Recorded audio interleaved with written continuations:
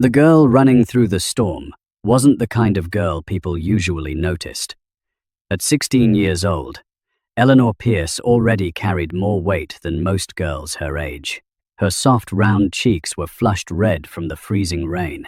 Her larger frame struggled through the mud covering the roadside. Classmates often mocked her appearance.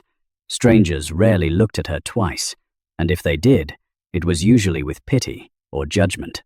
But none of them knew that within the next few minutes, this overlooked plus-size girl would save the life of a boy destined to become one of the most feared mafia bosses in America. The storm raging outside New York that night was unlike anything Eleanor had ever seen. Thunder shook the sky, rain crashed against the earth, the wind screamed through the trees. Then suddenly, a violent explosion shattered the darkness. Metal twisted, glass erupted, tires screeched, and somewhere beyond the rain, a vehicle crashed into the darkness below. Eleanor froze. Every instinct told her to run, to stay safe, to let someone else help. But what happened next would change 2 lives forever. Because inside that wreckage was a terrified teenage boy. And 15 years later, that boy would become Adrien Moretti, the man politicians feared, the man rivals avoided. The man newspapers never dared write about, the future king of the Moretti crime empire. For a few seconds, Eleanor simply stood there. The storm soaked her oversized jacket. Cold water dripped from her dark hair. Her heart hammered inside her chest. The crash had come from beyond the guardrail, overlooking a steep drainage ditch. Another explosion echoed through the night, this one louder, closer. And suddenly Eleanor realized something terrifying. Someone was still alive down there. Without thinking, she dropped her broken umbrella and ran. Mud splashed beneath her shoes. Branches scraped her arms. Rain blinded her vision, but she kept moving. The deeper she climbed into the ditch, the stronger the smell became. Gasoline, smoke, burning metal. When she finally reached the bottom, her stomach tightened. A black SUV lay upside down in several feet of floodwater. One side was crushed. Smoke poured from the engine. Small flames licked across twisted metal. The vehicle looked seconds away from exploding.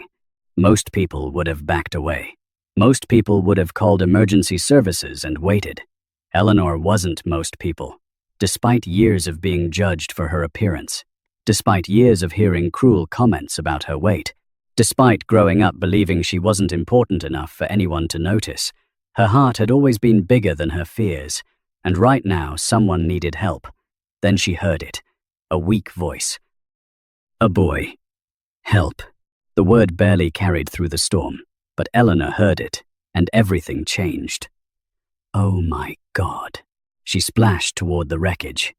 Freezing water immediately climbed above her knees. The current pulled at her legs. Broken glass floated around her. Inside the vehicle, she spotted movement.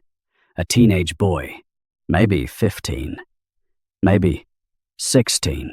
Blood covered one side of his face. His expensive clothes were soaked. His eyes were wide with panic. For one brief moment, their eyes met, and something strange happened.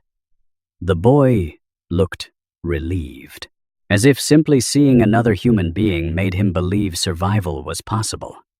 Unfortunately, for both of them, the worst danger was still ahead. A burst of flame erupted beneath the engine. The vehicle groaned. The entire frame shifted. The boy flinched. Fear flooded his face.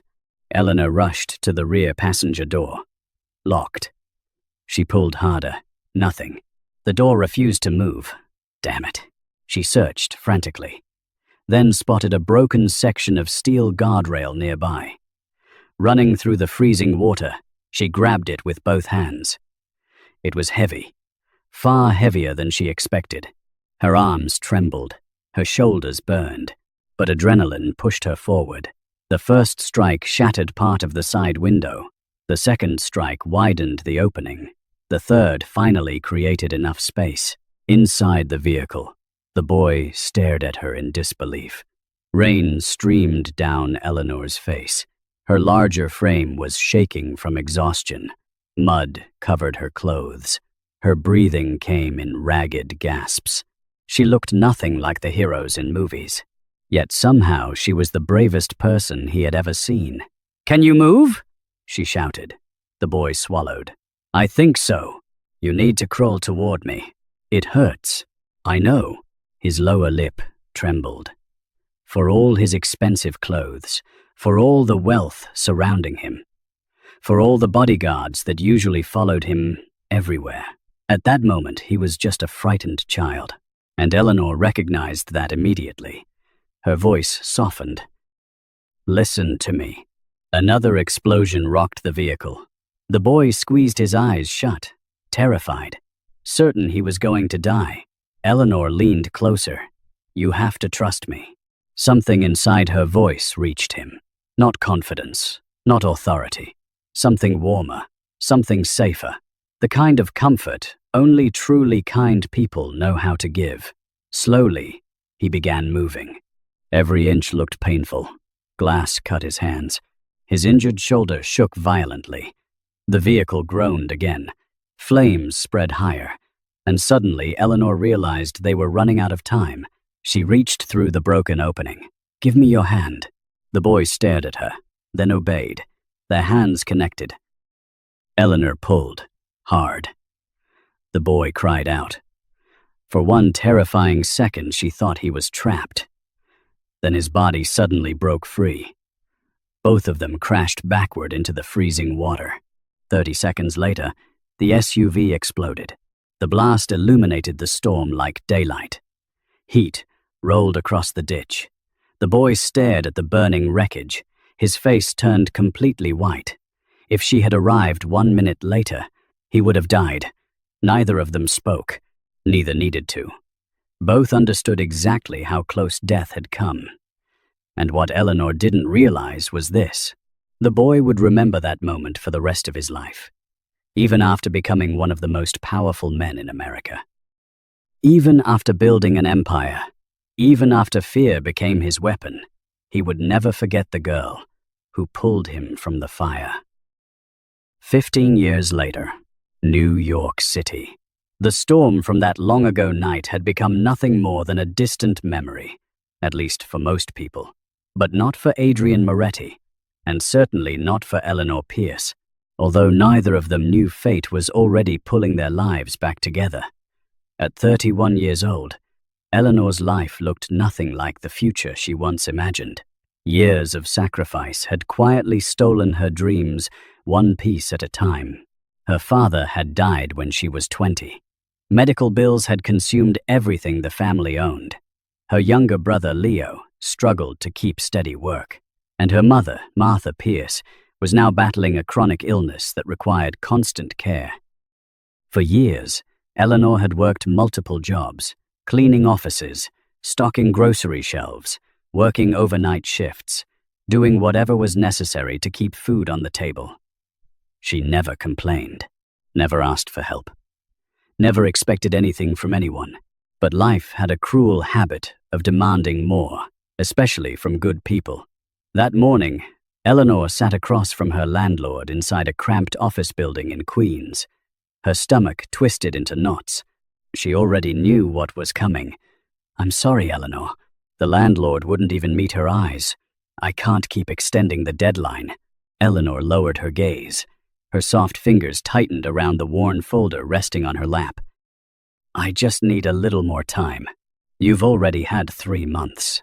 The words felt like another door closing. Outside the office window, people hurried through their ordinary lives. Inside, Eleanor felt hers collapsing. The landlord sighed. "By Friday, the apartment needs to be vacated." Silence filled the room. Eleanor nodded. She couldn't afford to cry. Not here. Not now. She stood and forced a smile. "Thank you for being patient." The landlord looked uncomfortable. Perhaps because Eleanor remained polite even while losing everything. Or perhaps because kindness is hardest to face when you're delivering bad news. As she walked back onto the street, cold wind brushed against her cheeks. For a moment, she simply stood there. 31 years old, overworked, overweight, nearly homeless, and responsible for keeping her family together. The city moved around her. Nobody noticed the plus-size woman standing alone on the sidewalk. Nobody saw how hard she fought every single day. Nobody knew how exhausted she truly was. But what Eleanor didn't know was this: her life was about to change forever. A vibrating sound interrupted her thoughts. Her phone. The caller ID displayed a familiar name, Samuel Bennett. She answered immediately. "Hello? Eleanor, where are you?" His voice sounded excited. She blinked. "Why? I found something."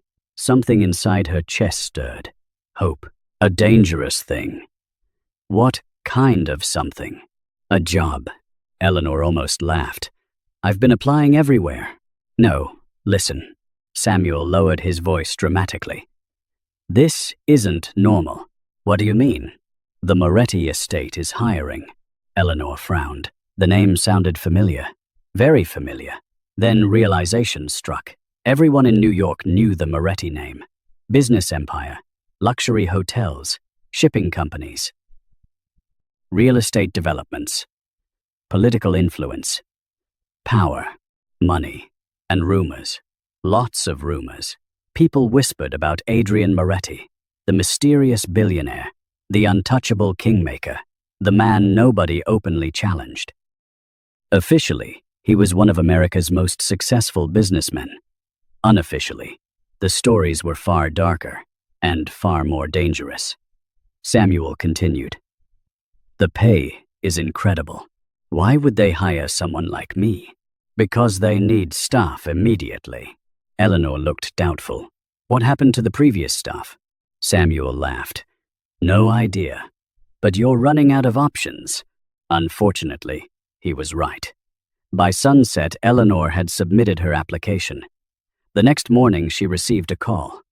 The interview lasted 12 minutes. The hiring decision took less than 3.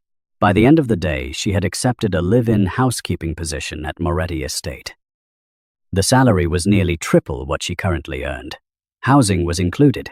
Medical insurance was included. For the first time in months, she could breathe. At least a little. 3 days later, Eleanor arrived at the estate and immediately felt completely out of place. The mansion wasn't a house. It was a kingdom. Massive stone walls surrounded the property. Iron gates towered overhead. Luxury vehicles lined the circular driveway. Private security stood at every entrance. Everything about the estate screamed power, the kind of power ordinary people never touched. As Eleanor climbed out of the shuttle carrying new employees, her confidence immediately shrank. Around her stood younger women, slim women, fashionable women, women who looked like they belonged inside luxury magazines. Then there was Eleanor. Her curvy figure filled her simple navy coat, her round cheeks flushed with nervousness. Her inexpensive suitcase looked embarrassingly small beside everyone else's luggage. Several women glanced at her. One whispered something. Another smirked. Eleanor pretended not to notice. Years of experience had taught her how. Unfortunately, the mansion staff noticed immediately, and not in a good way. A sharply dressed woman approached the group, tall, elegant, severe. The name badge on her jacket read, Olivia Bennett, house manager. Her eyes moved across the new hires, then stopped on Eleanor. For half a second, just half a second. But Eleanor recognized that look, the look people always gave her, the silent judgment, the instant assumption, the conclusion made before a single word was spoken. Olivia's expression hardened slightly. "You're Eleanor Pierce?" "Yes." Olivia looked her up and down, slowly, carefully, as though inspecting damaged merchandise. Then she spoke. "Interesting." The single word carried more criticism than an entire conversation, and somehow Eleanor knew. The real challenges inside Moretti Estate hadn't even started yet. The first week at Moretti Estate taught Eleanor an important lesson. Beauty opened doors, money kept them open, and people who looked like her were expected to stay invisible. Every morning began before sunrise. The mansion itself felt more like a luxury resort than a private residence. Marble hallways stretched endlessly. Crystal chandeliers sparkled overhead.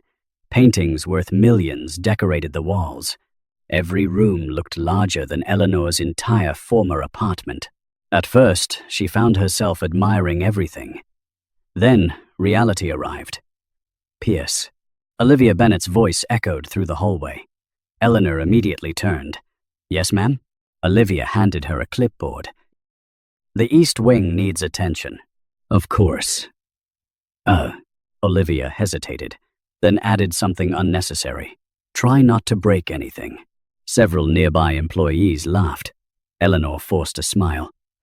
She had heard worse, far worse. Still, the comment stung.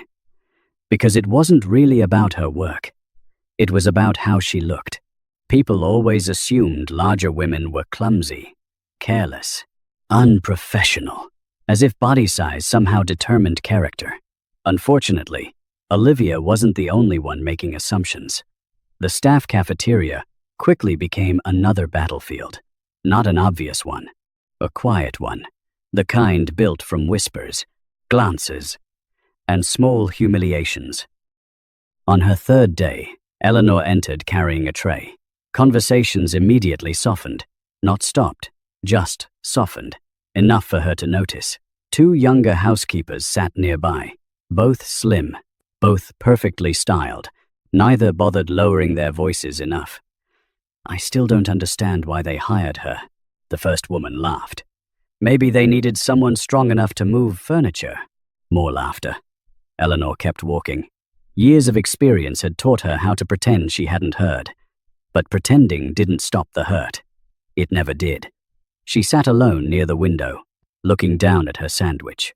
Suddenly not hungry anymore. What nobody understood was how exhausting it became. Being judged before speaking. Being dismissed before being known.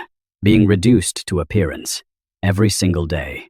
But Eleanor had survived worse than gossip. Much worse. So, she kept going. And unfortunately for her, the worst humiliation hadn't happened yet. 3 days later, the estate hosted a private luncheon. The guest list included wealthy investors, socialites, political donors, people who lived in a completely different universe. Housekeeping staff worked throughout the event. Invisible, silent, efficient. At least, that was the expectation. Eleanor spent most of the afternoon carrying trays and clearing tables. Everything went smoothly, until she encountered Vivian Ashcroft. The moment Vivian entered the ballroom, attention shifted. She was stunning, tall, elegant, perfectly dressed, the type of woman magazine covers adored, and she knew it. Everyone knew it. Vivian Ashcroft wasn't simply wealthy. She was powerful, old money powerful. And according to rumor, she had once been engaged to Adrien Moretti, although nobody knew exactly why the engagement ended, or why she still visited the estate so frequently. What people did know was this. Vivienne enjoyed being the most admired woman in every room. Then she noticed Eleanor. The contrast couldn't have been greater. Vivienne's designer gown probably cost more than Eleanor earned in 6 months. Her polished appearance stood opposite Eleanor's simple housekeeping uniform. Their worlds should never have crossed, yet somehow they did. Eleanor approached, carrying a tray of champagne glasses.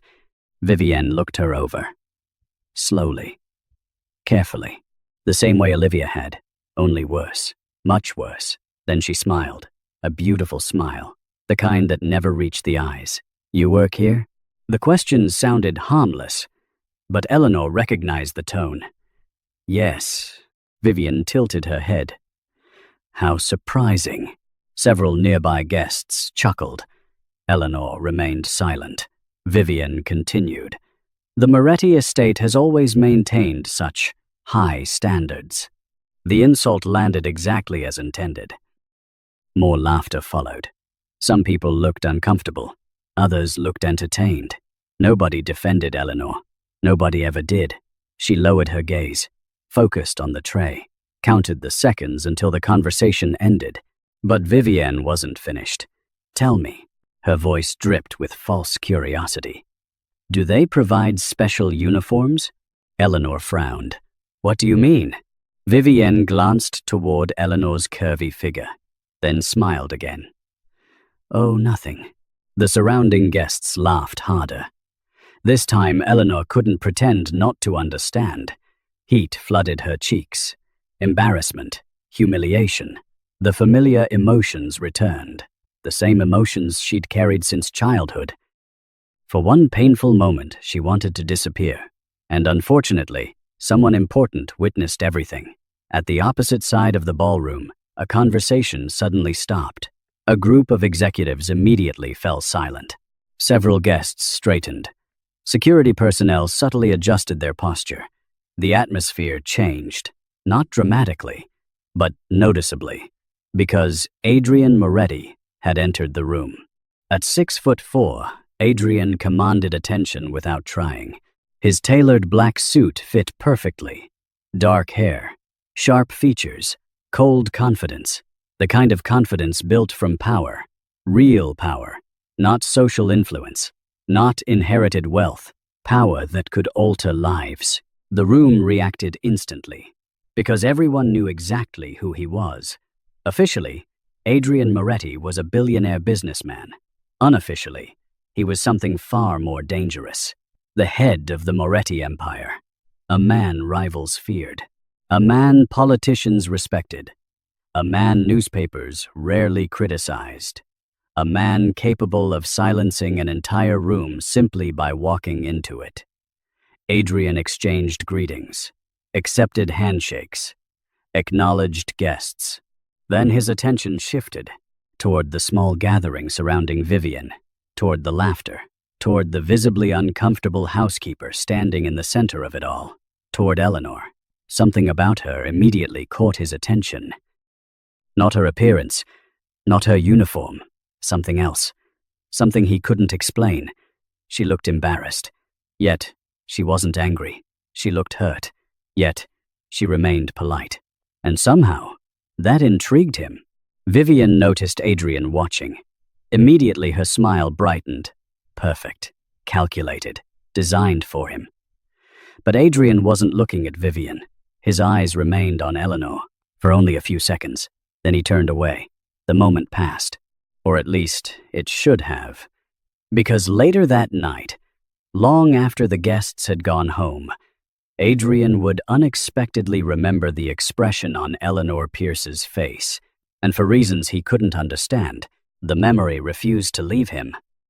3 days passed, then 5, then 7, and somehow, Adrien Moretti kept noticing Eleanor Pierce, not because she demanded attention, quite the opposite. She seemed determined to avoid it.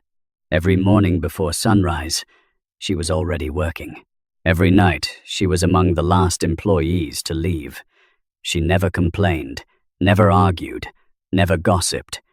And unlike many employees desperate to impress wealthy guests, Eleanor never tried to be seen. She simply did her job, quietly, consistently, professionally, which was precisely why Adrien found her unusual. Most people wanted something from him: money, influence, power, favors, connections. Even kindness often came with hidden expectations. But Eleanor never approached him, never attempted conversation, never tried attracting attention. In fact, she seemed slightly nervous whenever he appeared. That alone made her different. Because fear and respect were reactions Adrien understood. Manipulation was something else entirely, and Eleanor showed none of it. Still, something about her continued bothering him, not in a negative way, in a familiar way, a feeling he couldn't explain. And Adrien Moretti hated mysteries, especially ones involving people. One rainy afternoon, that mystery deepened. The mansion's library was usually empty. Most guests preferred the wine room, the theater, the indoor pool. Very few people visited a room filled with books. Adrien certainly wasn't expecting company when he stepped inside, yet someone was there. Eleanor. She sat alone at a corner table. A thick history book rested open before her. Her reading glasses sat low on her nose. A notebook filled with handwritten notes lay beside her. For several seconds, Adrien simply watched, surprised. The image didn't match what most people assumed about her, including him. Then again, most assumptions about people were wrong. Eleanor suddenly sensed someone nearby. Looking up, she nearly jumped. "Oh!" She immediately stood. "Mr. Moretti." Adrien nodded. "You can sit." Her cheeks flushed. Embarrassed. "Sorry. I didn't realize anyone else used the library." The response amused him. "I own the library."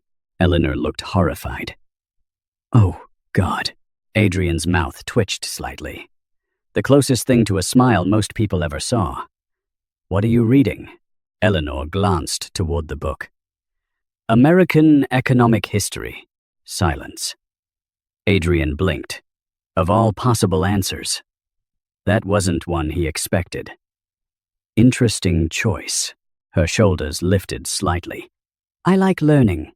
"And you take notes for fun?" Now Eleanor actually looked embarrassed. The genuine kind, the innocent kind. "That sounds ridiculous when you say it out loud." For the first time that day, Adrien laughed. A real laugh. Brief, quiet, unexpected. And for one strange moment, Eleanor forgot who he was. Forgot he was one of the most powerful men in New York. Forgot he controlled corporations worth billions. Forgot people whispered his name with fear. For just a second, he looked human. Then reality returned. The room grew quiet, and something unusual happened. Neither seemed eager to leave. Unfortunately, for Adrien, that conversation planted a dangerous seed. Curiosity. And curiosity was always the beginning of something larger.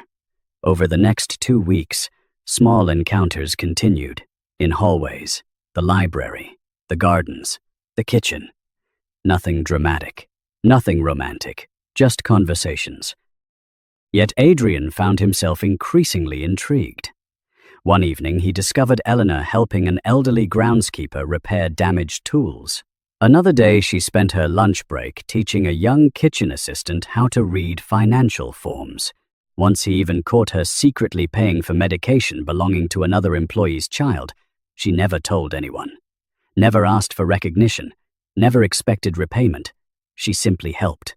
Again and again. And every time Adrien witnessed it, the same question appeared. Why? Why was someone who had so little constantly giving to others? People like that were rare. Extremely rare. Especially in Adrien's world. A world built on power, negotiation, leverage, and self-interest. Yet Eleanor seemed untouched by all of it, and that terrified him more than he cared to admit, because people like Eleanor had the power to make dangerous men remember who they once were. Meanwhile, someone else had started paying attention. Vivienne Ashcroft. At first, she dismissed Eleanor entirely. A temporary employee, a forgettable housekeeper, an inconvenience. Nothing more. But then she noticed something disturbing. Adrien remembered Eleanor's name. That alone was unusual. Adrien rarely remembered employee names. Yet during one meeting, he casually asked, "Has Eleanor finished organizing the archive room?" Vivienne immediately noticed. Days later, he asked another question, then another, each one small, harmless. Yet together, they formed a pattern. And Vivienne hated patterns, especially when another woman was involved. Unfortunately for Eleanor, Vivienne's jealousy was beginning to grow, and jealous people rarely remained passive. One evening, Adrien found himself alone inside his private office. The city skyline glittered beyond the massive windows. The room itself reflected everything people expected from him: power, luxury, control. Yet his thoughts remained elsewhere, on Eleanor. Specifically, something she'd said earlier, a simple sentence, nothing important, or at least it shouldn't have been. Someone had accidentally broken an antique vase, a valuable piece. Olivia immediately began demanding punishment. Several employees agreed. The atmosphere became tense. Then Eleanor quietly spoke. people matter more than objects. That was all. Just one sentence. Yet the moment Adrien heard it, something happened. A strange sensation flashed through his mind. Rain, thunder, cold wind, a voice. A girl's voice. Soft. Warm. Safe. You have to trust me. Adrien suddenly froze. The memory vanished as quickly as it appeared, leaving him staring into space. His pulse quickened. What was that? The storm. The accident. The girl. For 15 years, those memories had remained buried, fragmented, incomplete. Yet suddenly they felt closer, more real, more alive. And somehow, the feeling appeared every time he was near Eleanor Pierce. Unfortunately for Adrien, he still had no idea why.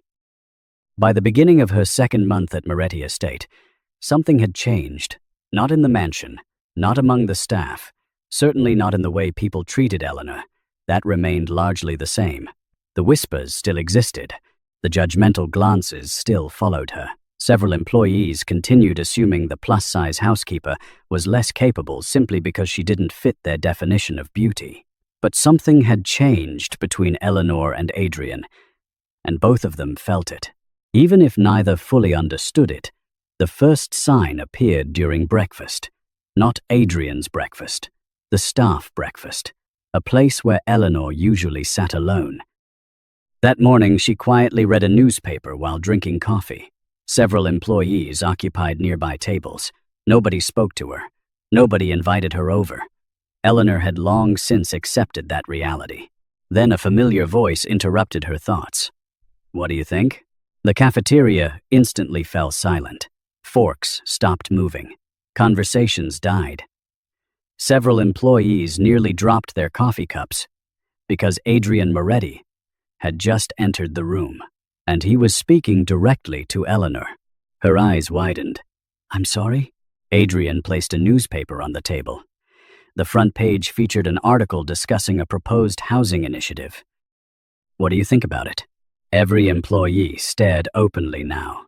Adrien ignored them. Eleanor wished she could disappear. Why are you asking me? His expression remained calm. Because you always have an opinion. That answer surprised her. It surprised everyone, including Adrien, because it was true. Over the previous weeks, he had noticed something unusual.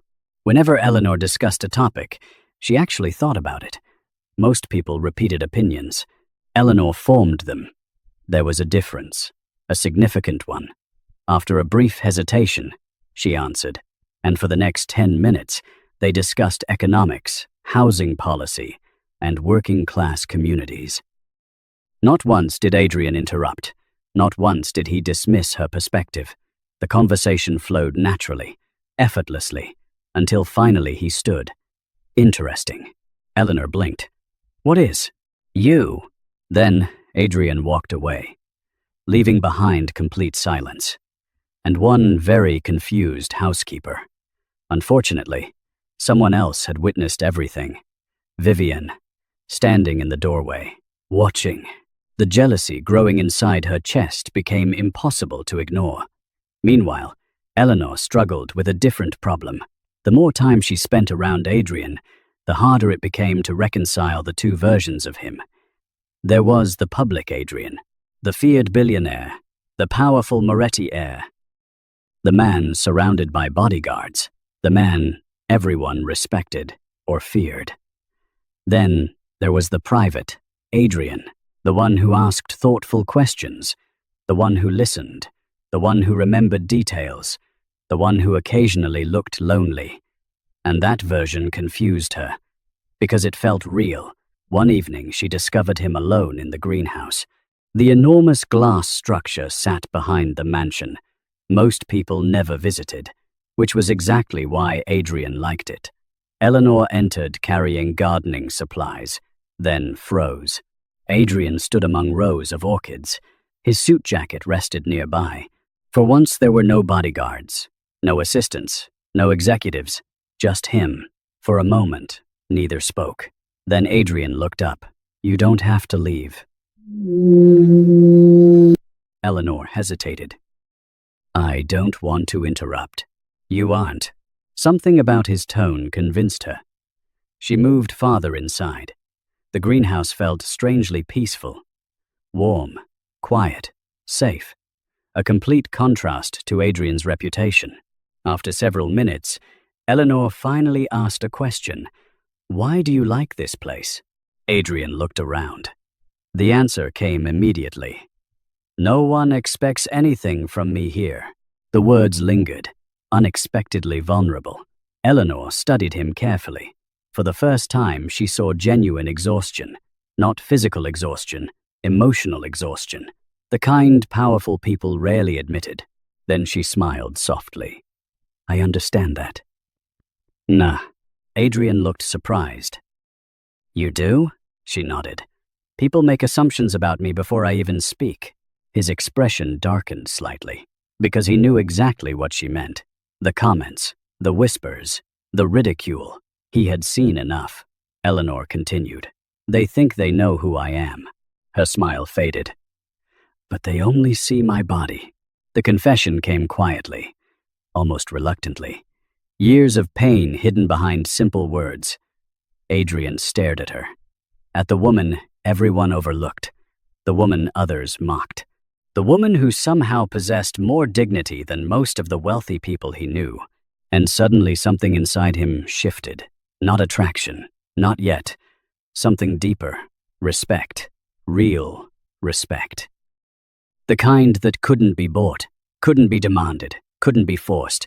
It had to be earned, and Eleanor had earned it. What neither of them realized was that respect was often the first step towards something much more dangerous. Later that night, Eleanor returned to her room. Her phone immediately rang. Mama? Martha Pierce's voice sounded weak, tired. Eleanor, sweetheart. Instantly, her stomach tightened. What's wrong? The answer shattered her evening. The medication, the insurance, the treatment costs, everything had become more expensive. Again, by the time the call ended, Eleanor sat alone on her bed fighting tears, no matter how hard she worked.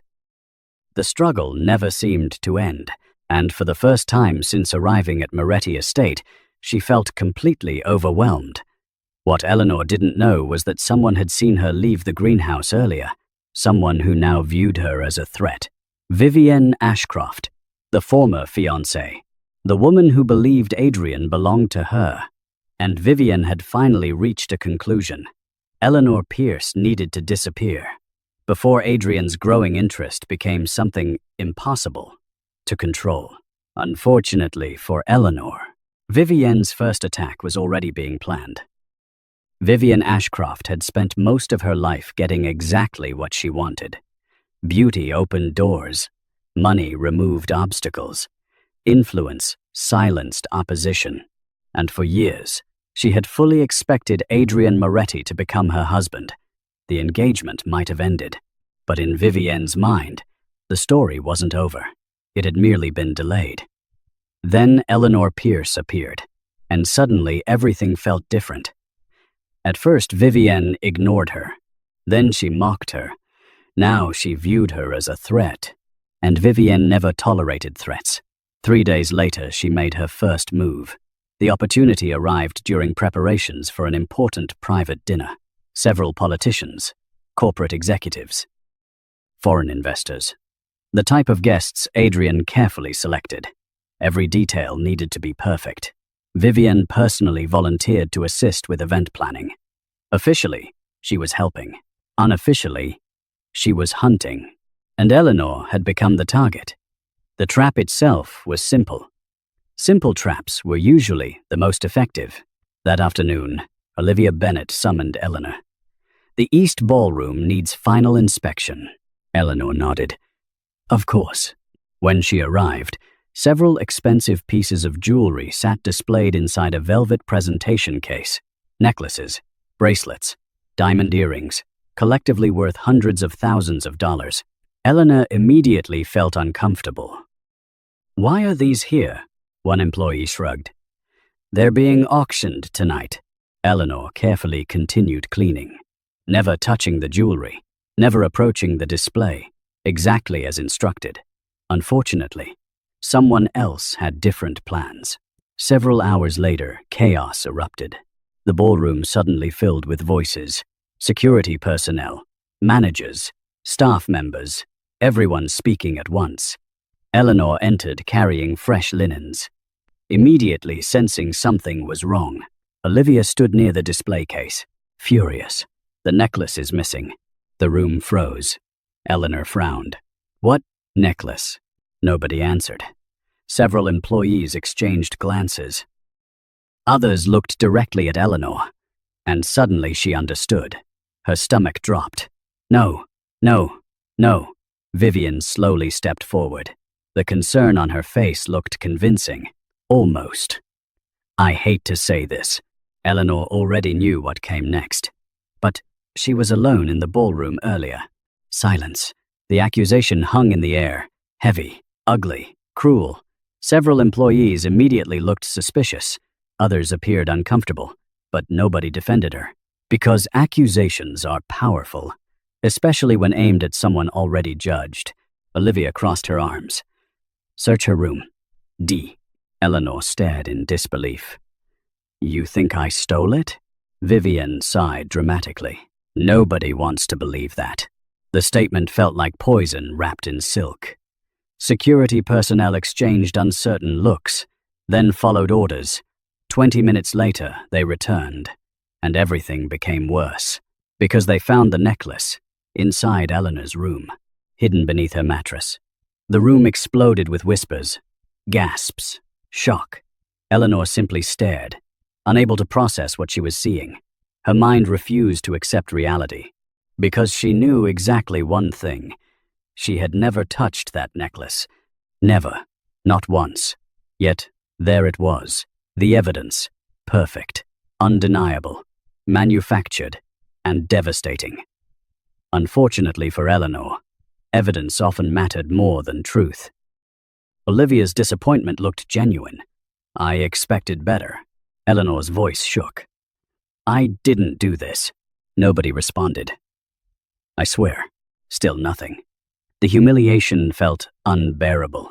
Years of judgment. Years of assumptions. Years of people believing the worst. All crashing down at once. Because this time, everyone seemed to have proof. Then another voice spoke. Cold. Controlled. Dangerous. What exactly is happening? The room instantly fell silent. Every single person turned. Adrien Moretti stood in the doorway. The atmosphere changed immediately. Fear, respect, tension. The emotional temperature dropped 10 degrees.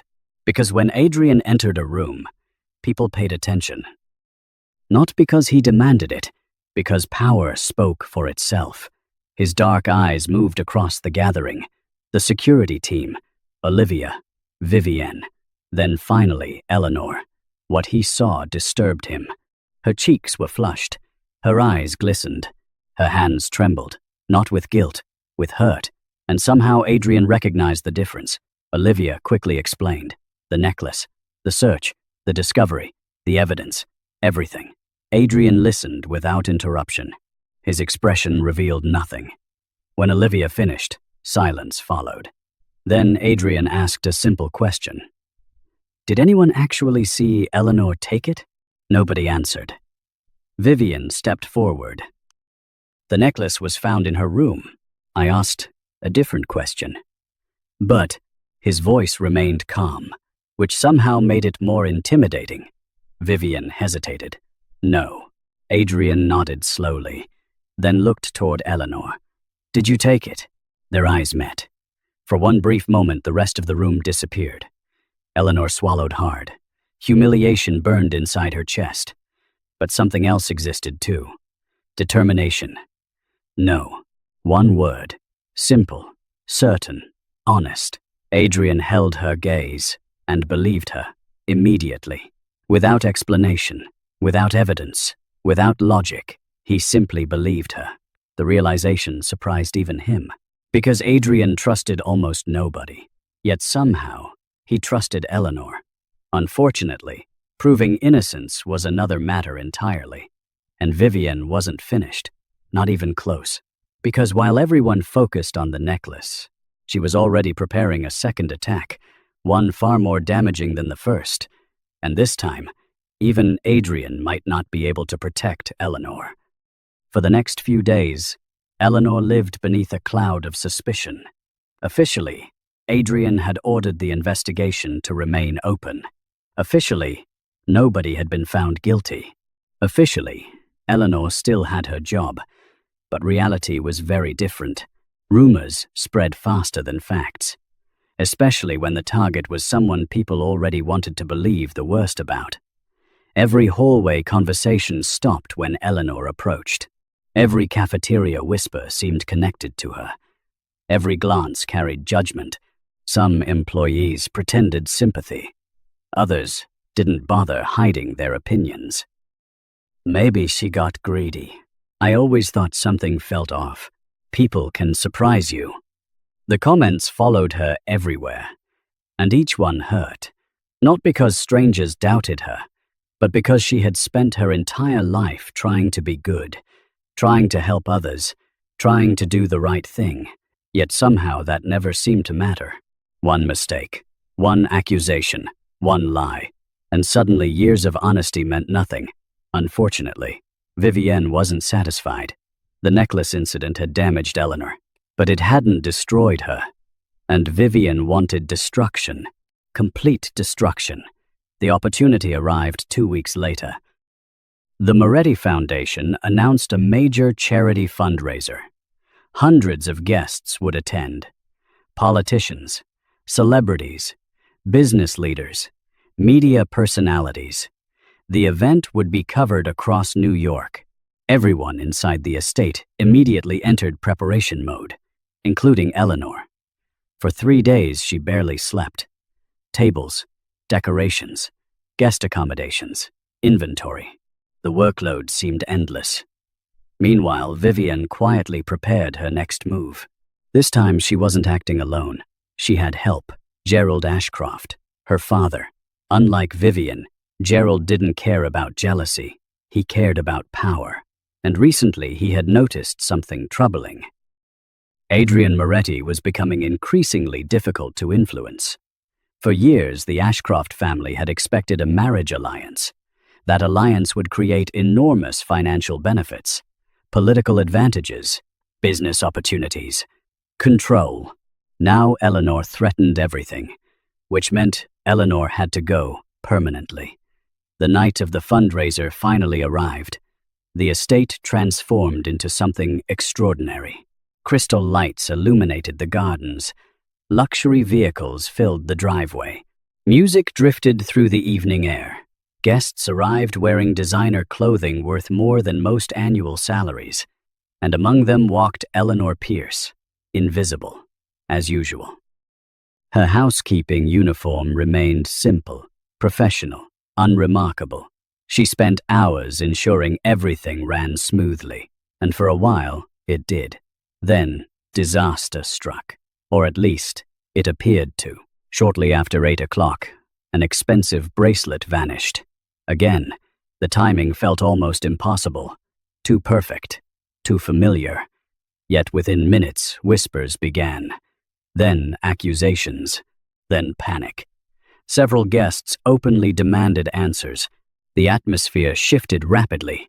And somehow, Eleanor once again found herself standing at the center of the storm. This time in front of hundreds of people. Her stomach sank.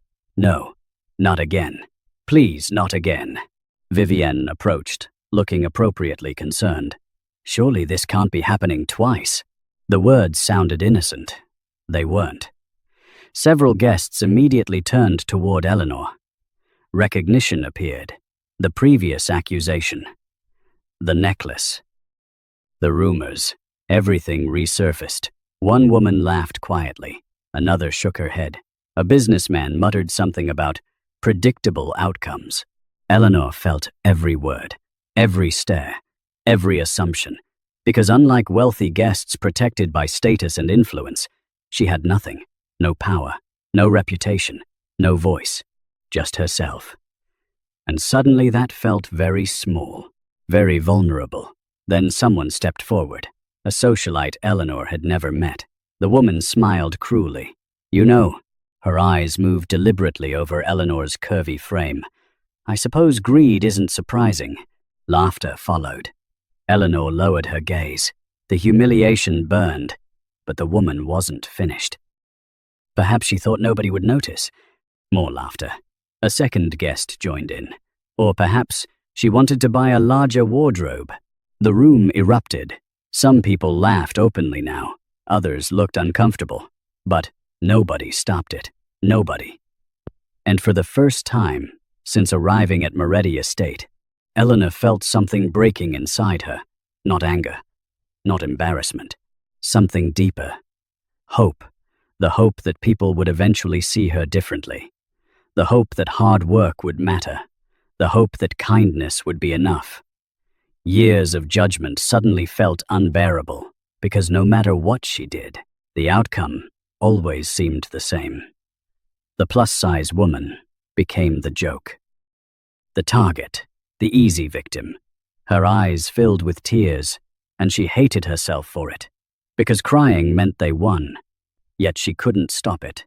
Meanwhile, across the ballroom, Adrien Moretti watched everything, every word, every laugh, every expression.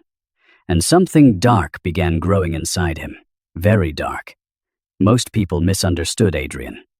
They assumed power made him cold, cruel, detached. Sometimes it did, but power also gave him something else. The ability to recognize predators, and tonight he saw them everywhere. The socialites, the opportunists, the people attacking someone weaker simply because they could. The sight disgusted him, especially because Eleanor wasn't fighting back. She simply stood there, trying desperately to maintain dignity while being torn apart, and somehow that hurt more. Then came the final blow. Gerald Ashcroft stepped forward. The room immediately quieted. His reputation carried weight, influence, authority. He looked toward Eleanor, then slowly shook his head. "Some people don't belong in places like this." The sentence landed like a knife, because everyone understood what he meant. Everyone. The room fell silent. Eleanor stared at the floor. Humiliation flooded every part of her. At that moment, she wanted only one thing: to leave, to disappear, to escape. And for the first time since accepting the job, she seriously considered walking away forever. Unfortunately for the people attacking her, they had pushed things too far, much too far, because across the ballroom, Adrien Moretti finally started moving, and anyone familiar with Adrien understood exactly what that meant. Something was about to happen, something nobody in that room would ever forget. The ballroom fell silent, not gradually, instantly, because Adrien Moretti was walking toward Eleanor. And when Adrien Moretti moved with purpose, people paid attention. Every conversation died. Every laugh disappeared. Even the musicians seemed quieter. The atmosphere shifted beneath an invisible weight. Power. Real power. The kind that didn't need to announce itself. Eleanor stood frozen. Her eyes still glistened with unshed tears. Her hands trembled slightly at her sides. She hated that everyone could see it. Hated feeling vulnerable, hated being the center of attention. Most of all, she hated that Adrien was witnessing this. Because somehow his opinion mattered more than she wanted to admit. Meanwhile, Adrien continued walking, slowly, calmly, dangerously. The crowd parted without being asked. Guests stepped aside. 1. Executives lowered their eyes. Security personnel straightened instinctively. Nobody wanted to stand in his path, not when he looked like this.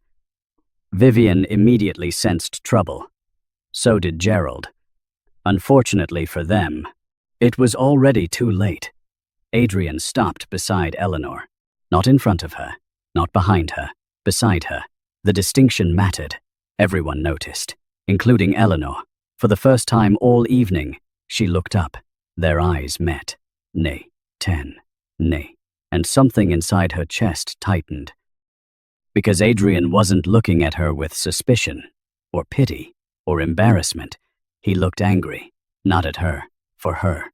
The realization stunned her. Then Adrien turned toward the crowd. His expression hardened. What exactly is happening here? Nobody answered. Nobody wanted to. The silence stretched, uncomfortable, heavy. Finally, Gerald Ashcroft spoke. We're simply discussing a security concern. Adrien's gaze shifted toward him. Cold, unblinking. A security concern. The repetition sounded less like a question and more like a warning.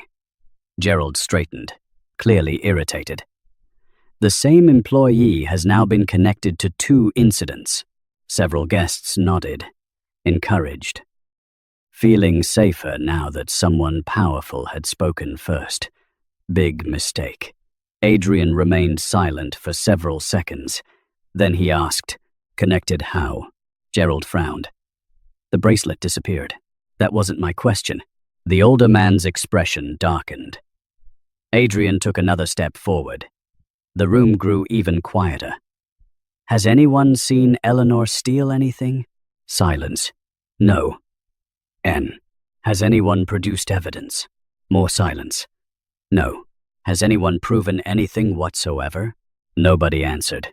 Because nobody could. The entire accusation rested on assumptions, rumors, convenient timing. Nothing more. Adrien nodded slowly. Then his gaze swept across the room, one by one. Guest by guest. The effect was immediate. People suddenly found the floor fascinating. Others looked away. Nobody wanted his attention. Not now. Not like this.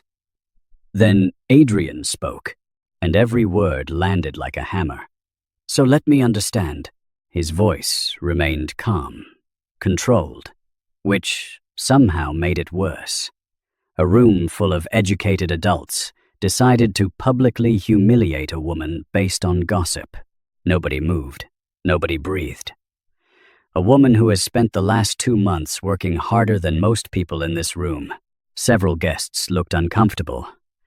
Adrien wasn't finished. A woman who has shown more integrity than many individuals currently criticizing her. Now people were avoiding eye contact entirely. The embarrassment had shifted. Suddenly, Eleanor wasn't the one being judged anymore. They were, and everyone knew it. What happened next shocked the entire ballroom, including Eleanor. Adrien turned toward her, then offered his arm. Not dramatically, not romantically, simply naturally, as though the decision required no thought. Walk with me. The room collectively froze. Eleanor stared, certain she had misheard. What? Walk with me. Her heart pounded. This couldn't be happening. Not here, not in front of everyone. Yet Adrien remained waiting. Patient, certain. Slowly, Eleanor accepted. The moment her hand rested lightly against his arm, the entire room changed. Because symbols matter, and this symbol was impossible to ignore. The most powerful man in the building had chosen a side. Publicly, unmistakably. And that side was Eleanor Pierce, the plus-size housekeeper everyone had spent the evening mocking. Vivian's face lost color. Gerald looked furious. The guests appeared stunned. But Adrien didn't care, not even slightly. He guided Eleanor toward the center of the ballroom, then did something nobody expected. He picked up a microphone. A dangerous silence followed. Adrien rarely made speeches. When he did, people listened. I have a request. The room became completely still. If anyone here possesses evidence against Eleanor Pierce, he paused, looking directly at the crowd. I invite you to present it right now. Nobody moved. Nobody spoke. Nobody could, because there was no evidence, only cruelty. And Adrien knew it. Several agonizing seconds passed. Then Adrien nodded. That's what I thought. The humiliation reversed instantly. Now the people who had laughed looked foolish, small, petty, exactly as they should. Eleanor stood beside him, completely speechless. Her pulse thundered. She couldn't remember the last time someone defended her, really defended her. without hesitation, without conditions, without asking for anything in return. The feeling was almost overwhelming, and for a brief moment, dangerously brief, she felt safe. Unfortunately for Eleanor, that feeling created a new problem, because safety around Adrien Moretti was becoming addictive. Later that evening, the fundraiser resumed. The crowd recovered. Conversations restarted. Music returned. But something fundamental had changed. People now looked at Eleanor differently. Not with respect, not yet, but with caution. Because everyone understood one thing. Adrien Moretti cared what happened to her. And that made Eleanor untouchable, at least temporarily. Meanwhile, Adrien stood alone on a balcony overlooking the estate. The city lights shimmered in the distance. Normally, moments like this helped him think. Tonight, they only confused him, because he couldn't stop replaying Eleanor's expression. The relief, the gratitude, the vulnerability, and underneath it all, something familiar, a feeling he couldn't explain. Then suddenly another memory flashed. Rain, darkness, a teenage girl's voice, warm hands pulling him from wreckage. "You have to trust me." Adrien froze. The memory vanished immediately, leaving only frustration behind. For 15 years, he'd searched for the girl who saved his life. For 15 years, he'd found nothing. No name, no face, no answers. Yet recently, those memories kept returning. Again and again, and somehow, always around Eleanor. What Adrien didn't realize was that he had just taken the first real step toward discovering the truth. And once that truth emerged, nothing in either of their lives would ever be the same again. For the first time in years, Adrien Moretti became distracted. Not by business, not by rivals, not by politics, by a memory. A memory he could barely remember, and a woman he couldn't stop thinking about. 3 days after the fundraiser, Adrien cancelled 2 meetings. That alone shocked his executive team. The head of the Moretti empire rarely cancelled anything. Yet that morning he sat alone inside his private study staring at a weathered cardboard box. A box he hadn't opened in years. Inside rested fragments of a forgotten past. Newspaper clippings, medical reports, old photographs, and one item he had never managed to throw away. A faded blue jacket, the jacket. The one she had wrapped around his shoulders 15 years earlier. The fabric looked worn now. Time had faded its color. But Adrien remembered everything, or at least, he remembered pieces. Rain, cold, fear, a girl's voice, and kindness. A level of kindness he had never encountered before or since. Slowly he lifted the jacket. Something fell onto the desk, a small object. Adrien frowned. He didn't remember seeing it before. Reaching down, he picked it up. A metal pin, simple, inexpensive, heart-shaped. The back had partially rusted, but the engraving remained visible. P, P, L. Adrien stared. His pulse quickened. What did it mean? The answer refused to come. Yet, somehow, it felt important. Very important. Meanwhile, across the estate, Eleanor was experiencing problems of her own. Her mother's condition had worsened. The latest medical report wasn't good. Treatment costs continued increasing. And despite the improved salary, Eleanor still struggled to keep everything together. That afternoon, she sat alone in the staff courtyard, staring at her phone, worried, exhausted, scared. She didn't hear approaching footsteps. Eleanor. She looked up, immediately standing. Mr. Moretti. Adrien studied her face. The concern, the fatigue, the sadness she was trying so hard to hide. Something tightened inside his chest. "You look tired." The statement was simple, yet unexpectedly caring. Eleanor forced a smile. "I'm okay." Adrien almost laughed. She was a terrible liar. Unfortunately, she was also stubborn. "I received a call from the insurance coordinator." Eleanor froze. Instantly. completely. Fear flashed across her face. Adrien noticed. "You submitted a request for additional medical coverage." Her eyes widened. "My mother." The explanation died halfway through. Embarrassment flooded her cheeks. She hated discussing personal struggles, especially with someone like Adrien, someone powerful, someone important, someone who could never truly understand. At least that's what she believed.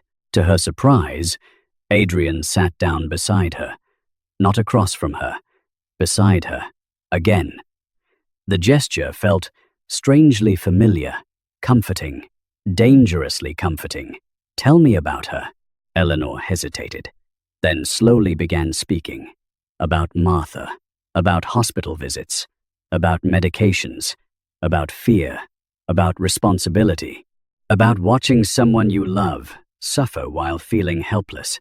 Adrien listened quietly, interrupting only occasionally. As the conversation continued, something unexpected happened. Eleanor relaxed, really relaxed, perhaps for the first time since arriving at the estate, and Adrien noticed details, small details.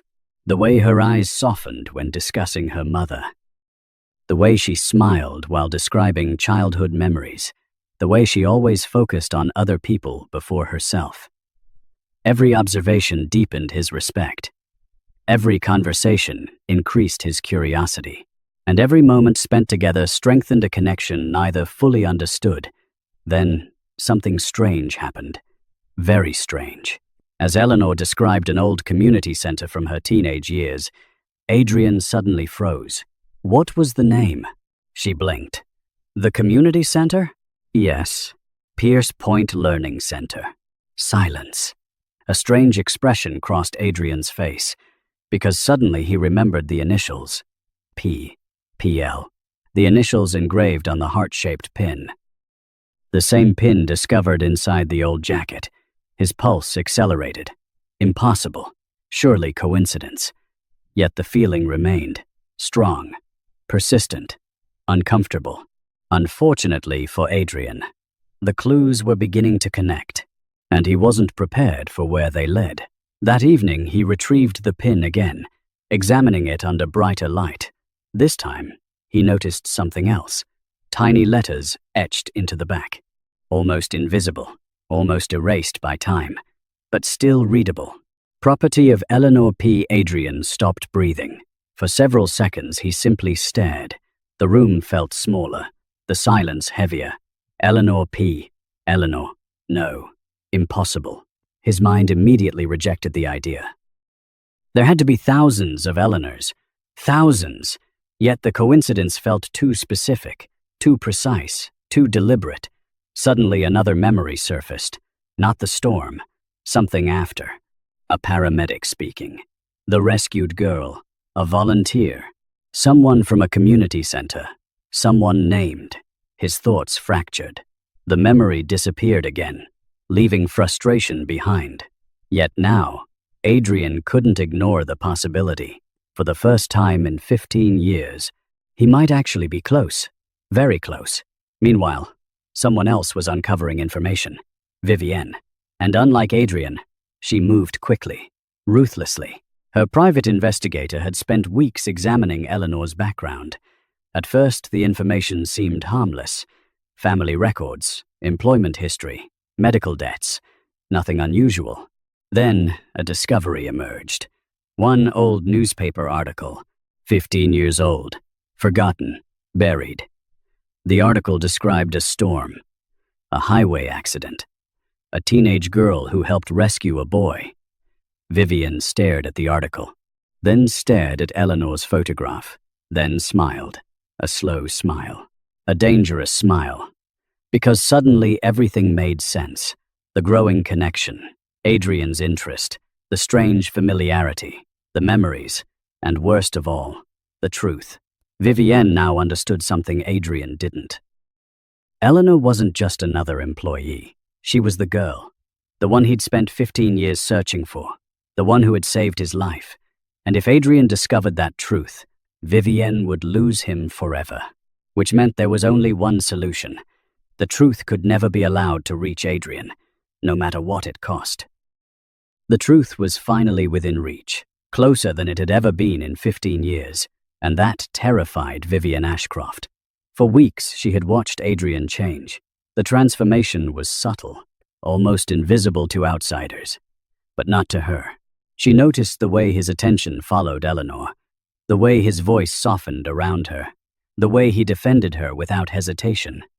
Most importantly, she noticed something Adrien himself had not yet fully realized. He was falling in love, not with Eleanor's appearance, not with fantasy, not with attraction. He was falling in love with who she was. And once he discovered she was also the girl who had saved his life, everything would be over. Vivian knew it, which meant she had one final chance: destroy the connection before the truth emerged. 3 days later, the opportunity arrived.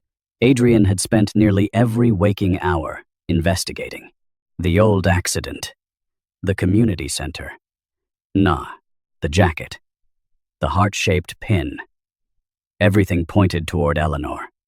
Yet he needed certainty, not assumptions, not coincidences. Proof, real proof. That morning he contacted the retired paramedic who had responded to the accident 15 years earlier. The man still lived in New York, still remembered the case, and surprisingly, still possessed records. When Adrien received the message confirming a meeting, his pulse quickened. This was it. The answer, after 15 years, finally, unfortunately. Vivian learned about the meeting before he arrived and immediately took action. Because desperate people often become dangerous. The retired paramedic never met Adrien. His car broke down unexpectedly. His phone disappeared. The meeting was cancelled. Every coincidence carefully engineered.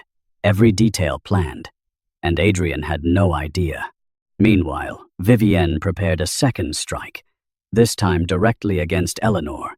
The attack came disguised as kindness, which made it far more effective.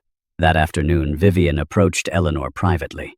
No insults, no mockery, no audience, just concern, or at least the appearance of concern. "Eleanor, may we talk?" Eleanor looked surprised, but nodded politely. The two women sat inside a quiet lounge near the estate gardens. For several moments, Vivian said nothing. Then she sighed, a perfectly rehearsed sigh. "I think you deserve honesty." Immediately, Eleanor became uncomfortable. Something felt wrong, very wrong. Vivian leaned forward. "Do you know why Adrien keeps spending time with you?" The question caught Eleanor off guard. She hesitated. "No." Vivian smiled sadly, almost sympathetically. "Because you remind him of someone."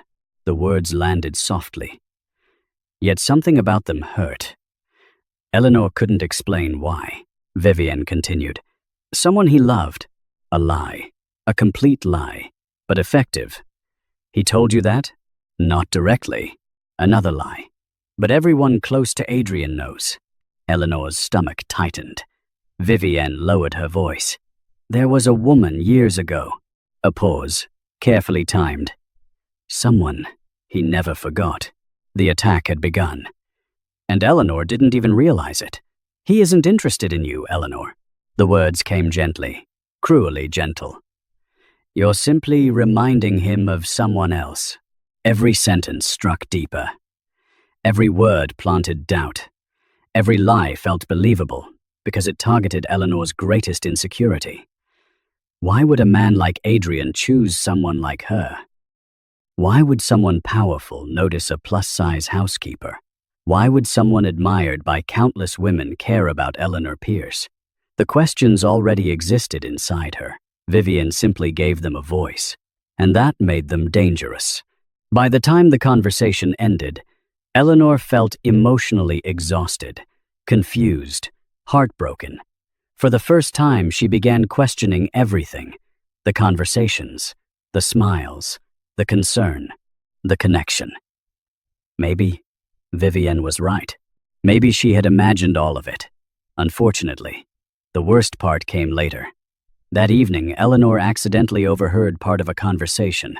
Not the entire conversation, only enough to misunderstand. Adrien stood inside his office, speaking with Samuel Bennett. "The girl from the accident." Adrien's voice sounded distant, thoughtful. "I've searched for her my entire life." Eleanor stopped walking, frozen. Her chest tightened. The girl from the accident? Someone he never forgot? Someone he'd searched for his entire life? Vivian's words immediately resurfaced. A woman from the past. Someone special. Someone unforgettable. Eleanor listened, unable to move, unable to breathe. "I need to find her." Adrien continued. "I need her to know she changed everything." The sentence shattered what remained of Eleanor's defenses. She quietly stepped away before hearing the rest. Before hearing the truth. Before learning that the girl Adrien described was actually her, and that mistake changed everything. That night, Eleanor sat alone inside her room. Tears rolled silently down her cheeks. Not dramatic tears, not loud tears. The quiet kind, the painful kind, the kind people cry when nobody is watching. For months, she had allowed herself hope. Hope that Adrien genuinely cared. Hope that he saw something worthwhile in her. Hope that she mattered. Now all of it felt foolish, embarrassing, naive. Because how could she possibly compete with a memory? How could she compete with the woman Adrien had spent 15 years searching for? The answer was simple. She couldn't, and perhaps she never had. Meanwhile, Adrien sat alone inside his office reviewing accident records, completely unaware of the damage already done, completely unaware that Eleanor was packing her belongings, completely unaware that she had decided to leave. By midnight, the decision was final. She would finish the week, then disappear, just as she always did. Quietly, without causing trouble, without asking anyone to stay. And for the first time since arriving at Moretti estate, Eleanor felt completely broken. Unfortunately for both of them, the truth was now closer than ever, yet somehow farther away than before. The annual Moretti Foundation Gala was supposed to be a celebration. Instead, it became a battlefield. By the following Saturday evening, the Moretti estate looked more magnificent than ever. Thousands of lights illuminated the grounds. Luxury cars stretched down the private entrance road. Politicians, media executives, celebrities, corporate leaders. Every influential name in New York seemed present. And standing at the center of it all was Adrien Moretti, tall, composed, powerful, the undisputed king of the evening. Yet despite the glamorous surroundings, his attention remained elsewhere. On Eleanor. For 3 days, she had been avoiding him. 3 days. No conversations. No library visits. No accidental meetings in the greenhouse. Nothing. At first, Adrien assumed she was busy. Then he noticed something else. Whenever he entered a room, Eleanor quietly left. Whenever he approached, she created distance. Whenever their eyes met, she looked away. Something was wrong. Very wrong. And Adrien hated not knowing why. Unfortunately, he was about to receive a far bigger shock. Meanwhile, upstairs in her room, Eleanor folded the last of her clothes into a suitcase. The sight made her chest ache. 2 months ago, arriving at Moretti estate had felt like a miracle. Now leaving felt like a defeat. Yet she couldn't stay. Not anymore. Every day around Adrien hurt. Every conversation reminded her of things she could never have. Every smile created hope she could no longer afford. Vivian had been right. Adrien belonged to another world. A world Eleanor would never truly enter. And somewhere out there was the woman he had spent 15 years searching for. The woman he loved. The woman who mattered. Not her. Never her. A knock interrupted her thoughts. One sign. Olivia Bennett entered. Eleanor. She looked surprised by the suitcase. "You're leaving?" Eleanor forced a smile. After tonight. For several seconds, Olivia simply stared. Then something unexpected happened. The stern manager sighed. "You know." She hesitated. I misjudged you. Eleanor blinked. What? Olivia looked uncomfortable, almost embarrassed. I thought you wouldn't last here. A sad smile appeared. Most people did. Most people were wrong. Ah, the words stunned Eleanor, because they sounded genuine. For the first time, Olivia wasn't speaking as a manager. She was speaking as a person.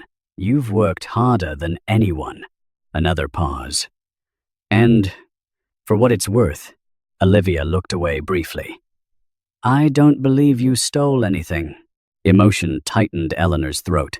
She hadn't expected kindness, especially not today, especially not from Olivia. But before either woman could continue, a voice echoed from the hallway. Urgent, panicked. Mr. Moretti needs everyone downstairs immediately. The gala had begun. Neither woman realized history was about to change. Downstairs, Adrien stood near the grand ballroom entrance when Samuel Bennett approached carrying a folder. His expression looked unusual, excited, confused, disbelieving. Adrien, what is it? Samuel handed him several documents.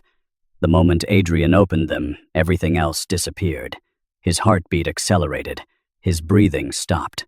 The room seemed to vanish, because inside the folder sat a copy of the original accident report, and attached to it, a photograph. Old, damaged, blurry, yet unmistakable. The image showed emergency responders at the crash scene. A teenage girl stood near the edge of the frame, curvy, rain-soaked, wrapped in oversized clothing, and beside the photograph was a witness statement. The name at the bottom read, Eleanor Pierce. For several seconds, Adrien couldn't move, couldn't think, couldn't breathe. 15 years. 15 years of searching. 15 years of questions. 15 years of wondering whether he would ever find her. And suddenly, there she was, the girl from the storm, the girl from the wreckage, the girl who had saved his life, Eleanor. A flood of memories crashed through him. Rain, fire, fear. The oversized jacket. The warm voice. You have to trust me. The realization hit with overwhelming force. Eleanor. It had always been Eleanor. At that exact moment, another voice interrupted. Vivian. Unfortunately, she had arrived too late, because the truth was already in Adrien's hands. Still, she made one final attempt. Adrien, listen to me. He turned. And for the first time since knowing him, Vivian felt afraid. Truly afraid. Because Adrien's expression was terrifying. Not angry. Worse. Disappointed. Cold. Final. What did you do? The question sounded deadly calm. Vivian immediately knew. He knew everything, or enough. Her silence became an answer. Gerald appeared moments later, trying to intervene. Trying to explain. Trying to control the situation. Huge mistake. Adrien's gaze shifted toward him. The room temperature seemed to drop. You knew. Not a question. A statement. Gerald hesitated, and that hesitation sealed his fate. Unfortunately for the Ashcrofts, the investigation into the missing jewelry had finally produced results. Security footage, witness statements, financial transfers, everything. Samuel had spent weeks collecting evidence, waiting, building a case. Now the truth emerged all at once. The stolen necklace, the missing bracelet, the planted evidence, the lies, the manipulation. Every accusation against Eleanor had been manufactured. Every humiliation carefully orchestrated. The ballroom erupted. Guests whispered. Gasps spread. Shock rippled through the crowd. Vivian's social reputation shattered in real time. Gerald's business allies quietly stepped away. Nobody wanted to be associated with scandal, especially not scandal involving Adrien Moretti. Yet Adrien barely noticed, because his attention remained fixed on one thing, one person, Eleanor. Where was she? The answer arrived moments later. "Sir," a staff member approached. "Miss Pierce is leaving." Adrien's heart nearly stopped. "What?" She packed her belongings. No, no. After 15 years, after finally finding her, he couldn't lose her now. Without another word, Adrien moved. The crowd parted instantly. People called after him. Nobody received a response. Because for the first time in many years, Adrien Moretti was running. Not toward power, not toward money, not toward business, toward the woman who had saved his life, and toward a truth neither of them could escape any longer. Outside, Eleanor stepped toward the front gates carrying her suitcase. The cool night air brushed against her face. A strange mixture of sadness and relief filled her chest. This chapter was over. Maybe it was always meant to end this way. Then she heard a voice behind her. "Eleanor. Eleanor." She froze, slowly turning. Adrien stood several yards away, breathing heavily, holding something in his hand, the faded blue jacket, and suddenly Eleanor's entire world stopped moving. For several seconds, neither of them moved, neither spoke, neither breathed. The night seemed to hold itself still. Eleanor's eyes locked onto the faded blue jacket hanging from Adrien's hand, a jacket she hadn't seen in 15 years, a jacket she had assumed was lost forever, a jacket she had given away without hesitation, back when she was just a frightened 16-year-old girl trying to save a stranger's life. Her pulse hammered inside her chest. No, it couldn't be. Yet, somehow, she already knew. Adrien took a slow step forward, then another. His voice was barely above a whisper. "I found you." The words shattered something inside Eleanor. Every emotion she had buried, every memory she had forgotten, every wound she had hidden, all of it surged back at once. The storm, the crash, the terrified boy, the freezing rain, the burning vehicle, everything. Tears immediately filled her eyes, and suddenly Adrien understood. The expression, the silence, the pain. She remembered too. Oh my God. The words escaped him before he could stop them. His voice broke, actually broke, a sight almost nobody had ever witnessed, because powerful men rarely allowed themselves vulnerability, especially men like Adrien Moretti. Yet none of that mattered now. Not the empire, not the money, not the reputation, not the fear. Because standing before him was the person who had changed his entire life, the person he had searched for across 15 years, the person he never stopped remembering. And somehow, the woman he had fallen in love with, without realizing she was the same person. Adrien lifted the jacket slightly. "I kept it." A tear rolled down Eleanor's cheek. "You still have it." "I couldn't throw it away." His voice sounded rough, emotional, human.